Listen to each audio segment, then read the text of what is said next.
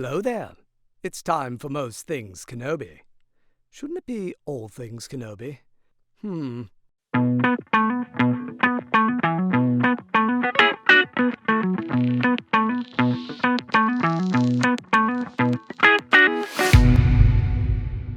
Hey everybody, welcome to another episode of Most Things Kenobi, a podcast about Obi-Wan Kenobi and all things Star Wars. I'm your host, Lauren. And I'm your host, Leanne. And today we have a really cool subject. Very cool, very deep. A lot of layers to this one. Yeah, I'm really excited. Doing the research for this got me very, very stoked about recording this episode. Yes. And that is the cave scene in Empire Strikes Back. And all the theories, all the thoughts, all of the mystery behind what it means or what it could mean. All the layers. Yes. It's going to be awesome. I also have to do a shout out for this episode to my dear friend Elaine, who asked me to explain this scene on my blog like 2 years ago, and I never got around to it. Thanks, Elaine. Elaine, I'm sorry. This is all for you. This is the Elaine, correct? Yes, the Okay. Elaine. Thanks, the Elaine. It's a good talking point. It is. It's awesome. So she said she was kind of confused, like why it's there, like what it means. So this is going to be really fun. Like when I started researching it, because I did start researching it to write about it a long time ago, I found it's like very deliberately placed. It is exactly at the center point of the center film. I love it. I love it. Yeah, It's almost pivotal. to the second. Yeah. Really? So, I didn't know it was timed that perfectly. That's pretty awesome. yeah, so it appears at 1 hour and 3 minutes, and then there's an hour and 3 minutes remaining on the film. Beautifully done. It's crazy. George. It's really cool. Well done, George. So the cave scene that we are referencing today in today's episode is in the second installment of the original trilogy, Empire Strikes Back. My personal favorite, yours, right? Yes, Same. always. Mm-hmm. Always. And Yoda prompts Luke to go into this mystical cave. And once Luke is in there, he encounters a vision of Darth Vader who's coming towards him, saber ignited. Luke ignites his saber and ends up chopping off Vader's head.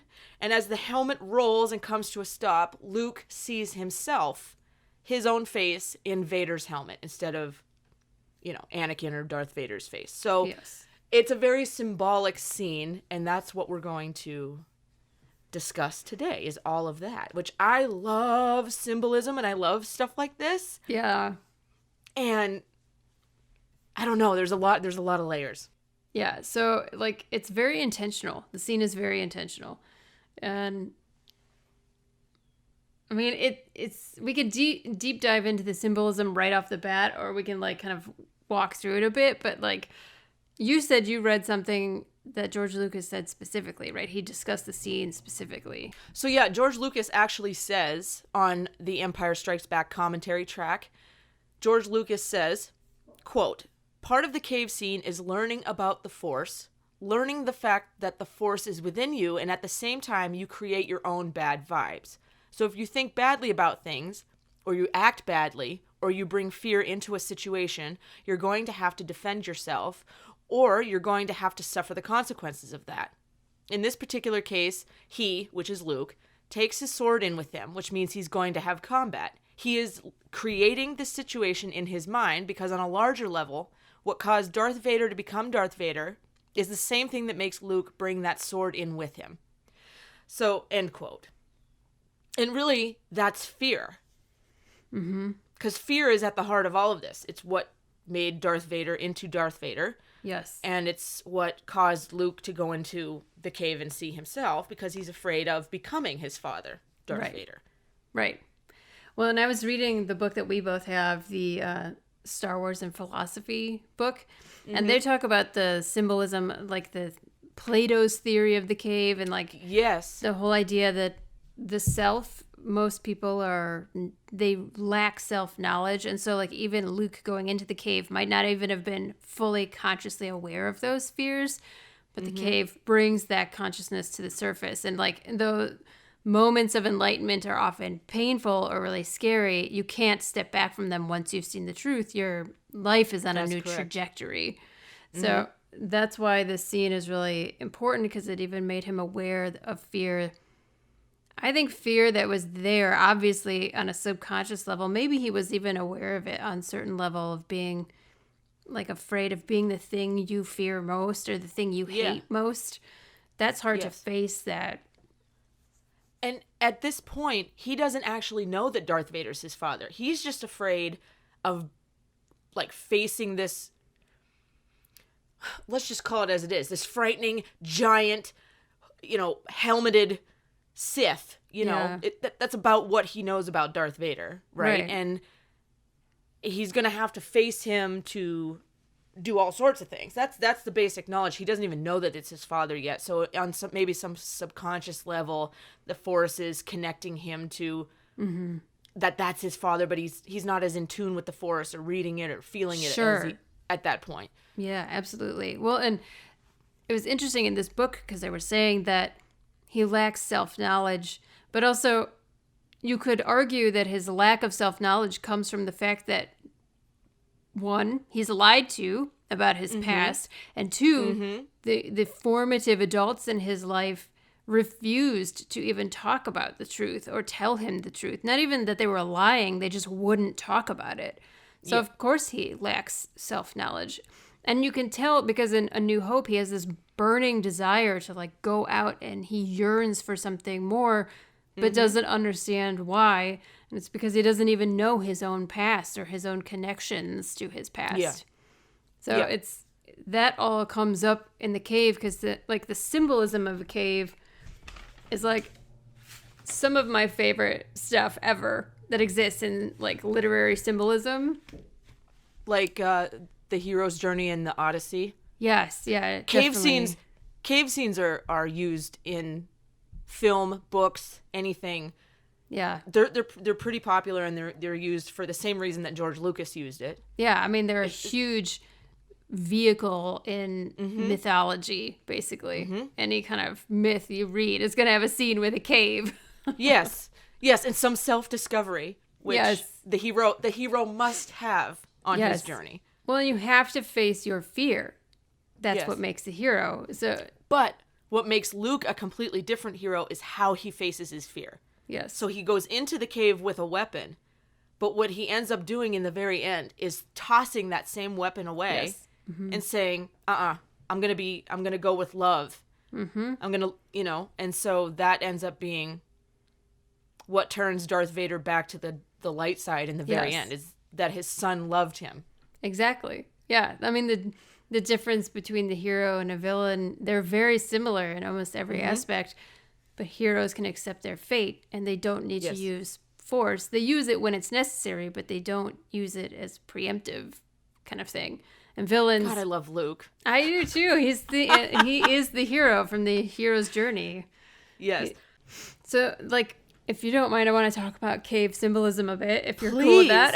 Absolutely. I want to hear about cave symbolism. There's a lot of it. There's some good shit that really ties in with Star Wars in particular. So, the cave is often related to the symbolic heart. So, the heart is a place where the physical and the spiritual meet.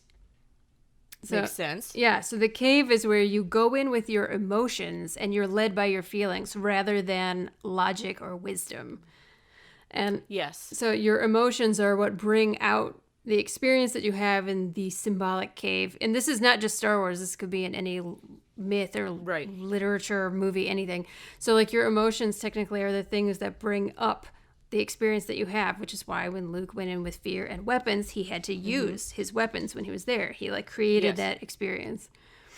But it's also a passageway, right? So caves can be literal passageways to like, you know, the inferno or whatever, or they can be symbolic passageways where you gain enlightenment. And enlightenment isn't always pleasant. It can be like a really upsetting experience, but you come away changed. And that's what happens with Luke in the cave. He realizes he needs more training. And if he keeps going forward, ready to fight and ready to be led by anger or fear, he will turn into the thing that he most despises. Yeah, because Darth Vader is basically a cinematic symbol of fear. I mean, look at him, right? Yeah. His entire costume, his entire makeup, the fact that we can't see a single part of him, it's all covered in black. Yeah. You know, it's the embodiment of fear. So Luke is not only battling his mental fears, like his internal fears, but he's also battling a physical embodiment of fear. So two layers here that he has to deal with. And I don't think he quite knows it at the point that he's in the cave, but he's enlightened in that moment. He realizes he's got to reevaluate some things. Yeah. Well, and especially with Vader being also a representation of a loss of humanity. Yes. Because he's more machine than man now. And that's like to lose yourself physically, but also possibly mentally and emotionally to be less human and more machine. Yeah, I know. I'm sorry. It makes me so sad. Poor Anakin. Poor Anakin. It wasn't his fault. He was brainwashed. I'm telling you, I hate Palpatine. Okay, mini rant over. Well, okay. So speaking of like the rebirth or like the idea of coming out of the cave changed, like caves are also a symbol of the maternal unconscious. Makes sense. So they're like a symbol for a womb, basically, and you go into them and you come out reborn. It's like a rebirth. So that's obviously happening in that scene right there. Yes. You go in. But they also say that if there are snakes or water represented in the cave, it also can represent the origin of life.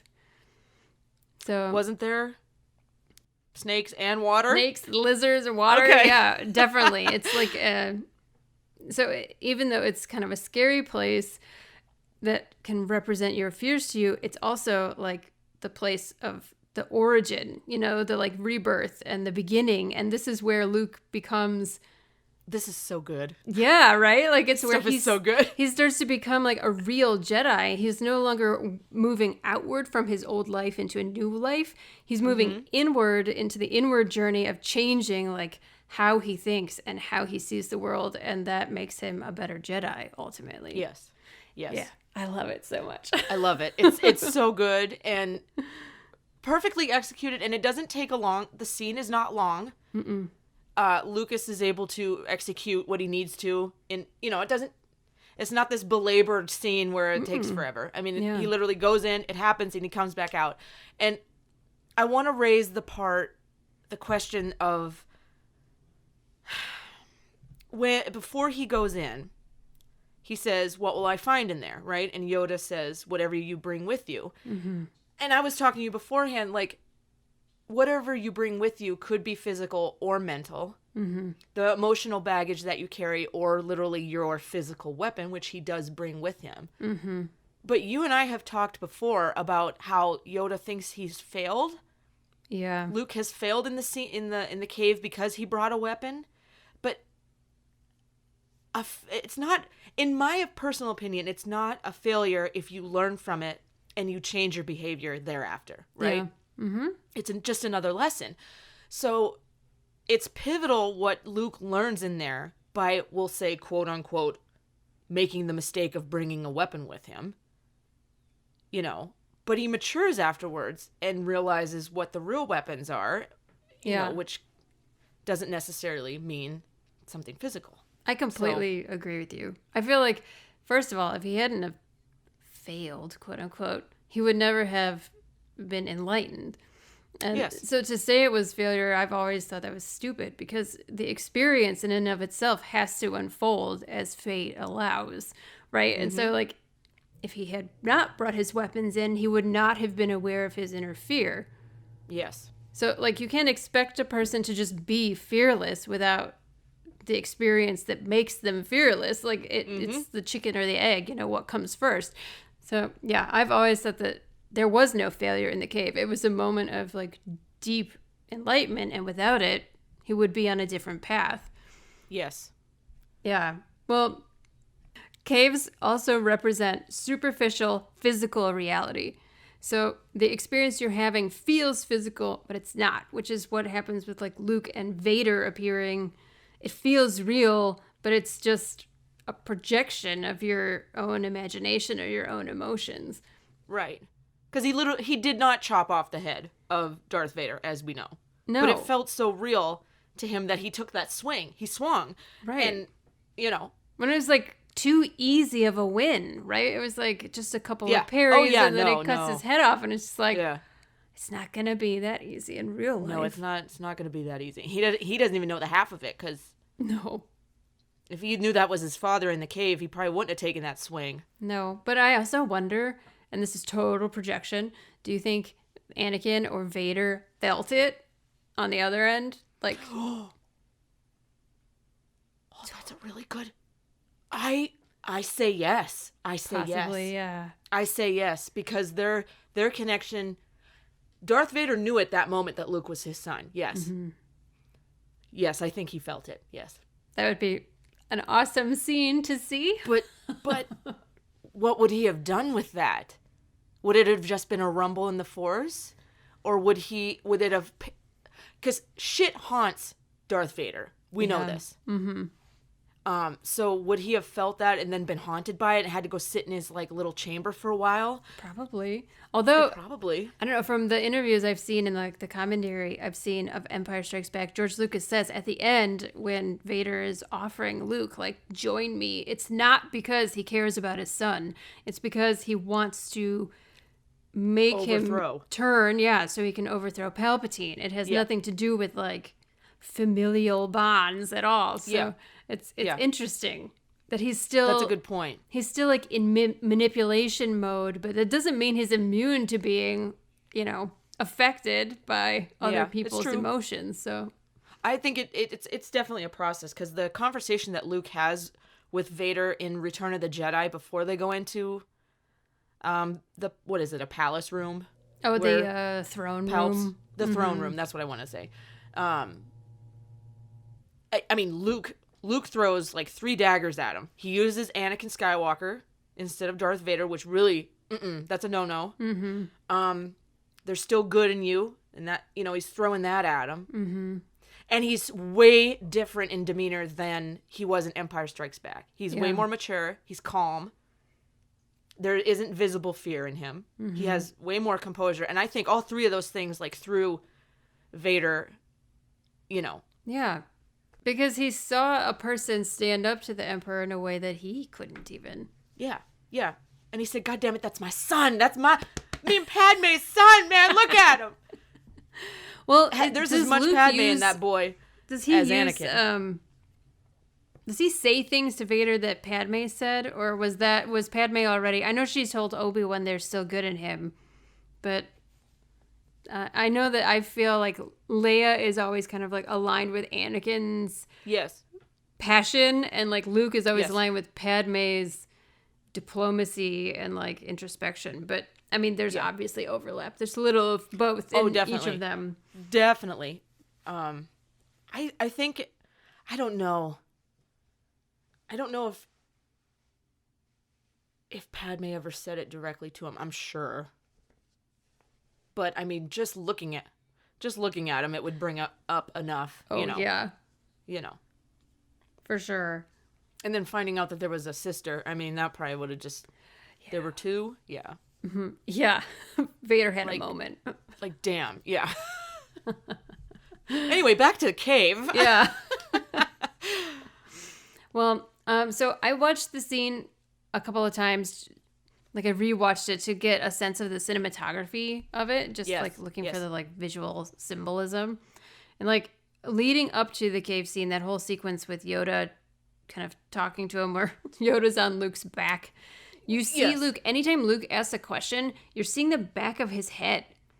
He's trying to talk to Yoda, like over his shoulder, turning back. It's like he's just crammed up against the left side of the frame and just like, it's just an interesting position to put the character in. Just shows that he's like up against the wall, and every time he asks a question, he doesn't get an answer, and you're just seeing like instead of being open and forward and right to the camera, you're seeing the back of his head and he's trying to like twist around. It sets you up already to see the conflict that he's in. He's trying to learn, but his teacher is making it difficult to learn. It's just really interesting. It's one of the comparisons you can make of not looking back, look forward. That's, you're headed forward. You have to move forward. Don't lean so much into the past, which is symbolically behind you. Right. And you could say that Yoda represents a large amount of the past of the Jedi Order itself. Literally sitting on Literally. his shoulders. And Luke is carrying the weight of the history of the Jedi on his back. I don't care if it's a puppet or not. Like, they didn't have to do it that way, but they did. And I think there is definitely some purposeful symbolism in all of that. Yes, I absolutely. I always love that picture of Mark Hamill on Daisy Ridley's back. Yes, exactly. Pointing. Yes. Because apparently you have to carry your master on your shoulder. You have to. Yes. I would carry Mark Hamill anywhere on this planet on the back of my, over my shoulders. Same. Like, piggyback. I would bridal carry him anywhere. Nah, there you go.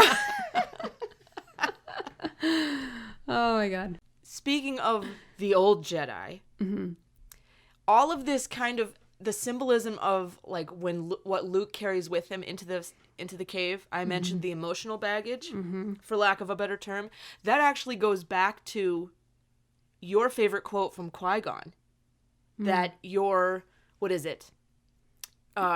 focus determines your reality. And so Luke's focus going into this cave was fear. Yes. And so fear is what became his reality inside the cave. Yes. And so we'll go all the way back to Qui-Gon and his wisdom. Yeah. And how that literal quote applies to everything. This scene, the movies, and life as we know it. Which is amazing. I love shit like this. I do too. Well, it's true because if you keep telling yourself you're afraid, you'll always feel afraid. If you can tell yourself that fear doesn't matter, that it's gonna be fine, you'll work it out, everything works out, like you find that just happens to you. At least you live in that state, right? Even if it's not true, it doesn't matter because your mind thinks it's true. Yes. And so, like, you see that manifest instantly with Luke in the cave because the cave is like, what is it called? A force nexus or something like that? They said like a dark Jedi died there and made like this dark well of energy. So like you literally manifest whatever you're thinking about right there in front of you. And the Jedi in Star Wars love a good temple, cave, underground. Who doesn't, girl? Right. I get it. But maybe it doesn't have to be underground or within something, but they love having places of power. We see that in The Mandalorian when little Grogu, it calls out to Luke. Yeah. Or and any the Jedi. stone or whatever that thing is called. Yeah. So, and then we see in Rebels, the Loth, what is it? Oh, the Loth Wolves. Oh, no, the cones. The cones. The cone temple. Yeah, and all the spiritual symbolism between the wolves and the everything there, but like they have temples everywhere. They got, and lest we forget that the Jedi Order's main facility was built on an old Sith, what was it? Temple, burial ground, what the hell? It was a bad idea. Hello? Could you do your research before you break ground? Like, who thought that was a good idea? They're fired, officially fired. Not even that you're a bad Jedi. You're just a damn moron. Right. I mean, I'm exhausted for them, but yeah, the cave. I love a good cave scene. Seriously, it's so fun. It's so cool that it's right at the middle mark. I literally did not know that. I know all this shit about this cave, but I didn't know that it was at the middle mark. That's cool. Yeah, it's where his journey is no longer the same after that. And like, yes, it's true. I actually found the exact part of the hero's journey that it takes place in. This scene for the cave is in the part of the hero's journey called the Belly of the Whale, which sounds appropriate. And it's like you go Actually, let me read from the Joseph Campbell because I have a moment marked here. Let's see. We love us some Joseph Campbell. Well, I figured if we're going to talk about this scene, I looked at Edith Hamilton and Joseph Campbell, which is what George Lucas was reading when he wrote the Star Wars movies. So this popular motif gives emphasis to the lesson that the passage of the threshold is a form of self-annihilation. Yes. So you go in, you destroy what you used to be, even if it's on accident, and you come out totally different. Yes, you have to deconstruct in order to reconstruct even stronger. Yes, exactly. And it says, but here, instead of a passing outward beyond the confines of the visible world, the hero goes inward to be born again. Yes. That's exactly what happens in that scene. Absolutely. Now, it doesn't play out immediately afterwards. The growth and the transformation still takes time. Right, But- because after you exit the belly of the whale, that's when you go into the road of trials. And Yes. usually the hero faces like 3 challenges that they have to overcome. And Which he does, yeah. yeah, I mean, I love it so much. It's really good. I love this shit. Me too. It's I could talk about it all day. I love Empire Strikes Back for many, many, many reasons. But I have always loved this scene because Luke, there's a youthfulness to him leading up to this. The naivety that an inexperienced, not yet hero goes through. And then afterwards, they execute it so perfectly to show him more mature. He still has to wring some of it out because he's really... he comes out of that cave and he knows that his friends are in trouble, or he senses, or Yoda, And Right. he wants to rush right into it, and he's still lingering into that, hasty, just ready to save his friends sort of thing. But then the growth period happens. He ends up facing Vader. He finds out Vader's his father. And then, bam, that forces him full steam ahead into the hero that we get in Return of the Jedi and everything afterwards. So, Right. Which, is so beautifully portrayed by Mark Hamill. Yeah, The I growth know. and the difference. He's like 3 different people. He Each is. movie, he's like, you still see Luke, but he looks different. He physically looks different. He behaves differently. And I mean, George Lucas said part of that was just Mark maturing as an actor, but truly, like, he was a really good actor even when he was young, like very young. So I think he had the depth and the like understanding of the human psychology, Yes. and like loves himself some mythology and like that too. And I always thought he approached the character with a certain amount of grace that's required for a character that's written like Luke Skywalker. yeah. You got to have that when you come to the final scene where he just throws his weapon and says, I won't fight, Yeah. I think Mark gets it. He's always gotten it. That's why he's our Luke. Yeah. Through and through. Seriously. And I think that he tried to break that stereotype a little bit. And like anytime you see him in a movie where he plays like a bad guy, it's really hard to watch it. But he's is. also super good at it. Like he's the Joker, for God's sake. I know. And it's mind-boggling because, Yeah. Well, and he says, like, he just played the full spectrum, like the most pure hero and the most awful villain, and he True. can do them both. And I think as a person, he's like a really kind person. So but also he has a dark sense of humor, which I fully appreciate. 100%. Yeah. Yeah. And I think he doesn't take Luke to a place that's saccharine, or I don't think he's annoying. I know some people think Luke is whiny, but I don't. Well, I've always, whenever, and I think of this in any movie, any TV show, any series, whatever, you have to separate the actor from the writing. Yeah. They're given what they're given, and they have to do what they can with what they're given. Okay? It's either Right. a good script, a bad script, a good characterization, a bad characterization. I mean, the two are forever tied together, yes. Yeah. But, if they're told to do, they're being directed to do something, and they're going to do it. Exactly. So, I mean, That's really true. this came into play, and it was very noticeable. And those Game of Thrones fans out there will know what I'm talking about. When we got to season 8, yeah, I'm going there. When we got to season 8, and the characters were, for lack of a better phrasing, we'll say they were just thrown away. All of them. The 7 seasons worth of character building, tossed in the garbage. And there was starting to be some hate for the actors and actresses based on, but they were written into these positions. Yeah. And we have to give them credit for taking something that was very hard for them, because they came out afterwards and said, that was the hardest thing I've had to do, was allow this character to do. Yeah.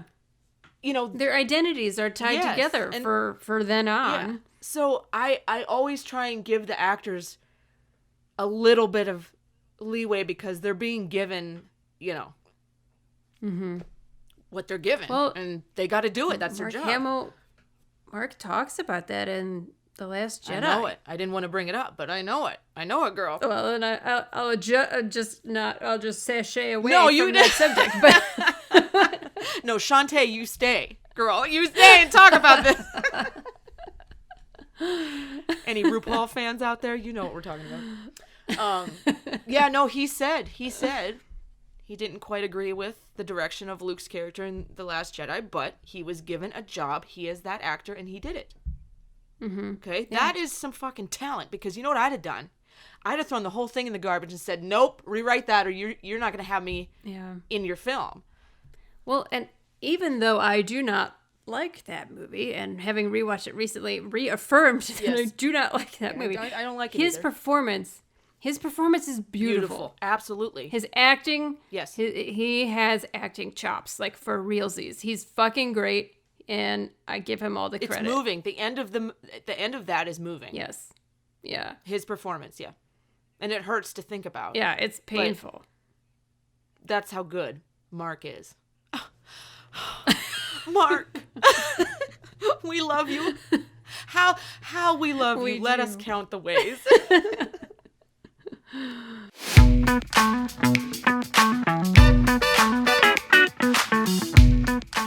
All right, everybody, you know what time it is now. It's your time. Tell us your thoughts, your feelings. We want to know, are there any other scenes in Star Wars that you do not understand? Was there something that you just never understood why it was in there, or you didn't understand the symbolism, or, you know, anything like that?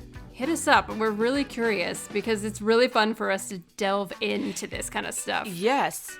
And not only that, but it might be something that I too, or you too, don't understand, and then we can research it and really dig into it and answer it on here. We could do another episode. So tell us, hop over to our social media, send us email, whatever you like. Tell us a scene in Star Wars that maybe you kind of never understood. And next week, oh my goodness, get your striped pants, your blasters, your amazing hair, and your sassy attitude, because we're talking about the top 3 favorite Han Solo moments between Lauren and I. That's our next episode. I can't wait. And I can't wait. Han is long overdue on this podcast. I know. And he deserves so much more than one episode, but we're gonna highlight our top 3 moments if we can narrow it down. I'm sure there'll be a lot of honorable mentions, knowing us. Oh yeah. Because I mean, with us, there's always honorable mentions. But yeah, next week we're giving love to Han Solo. Last week we asked our wonderful listeners, would you wear the Jedi uniform, the Jedi robes that we talked about? Or would you wear any other type of uniform that's featured in Star Wars? And we got a few answers. One answer says, no, I would absolutely not wear Jedi robes. Probably because of how we described all of them with the layers and layers and layers. Totally understandable. She also says, I am way too lacking in coordination for those sleeves. Amen, right? Another response says, I have always loved the Mandalorian armor design, which I think a lot of people would agree with as well. And finally, another response that we got, they love the fancy boots. They're just so stylish, and Obi-Wan really brings some fashion to the council.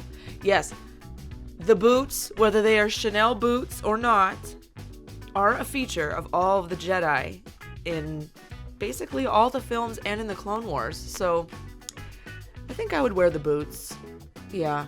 I'll forego the sleeves, the droopy sleeves, because they're definitely going to get in the sauce if I reach across a dinner table, but I will go for the boots. Thanks for the response, everyone. Thank you so much for joining us here on the Most Things Kenobi podcast. Remember to follow us on Tumblr, Twitter, and Instagram, and don't forget to subscribe on your favorite podcast player. Plus, you can always find us over at mostthingskenobi.com. So until next time, my space twin, may the Force be with you. Always.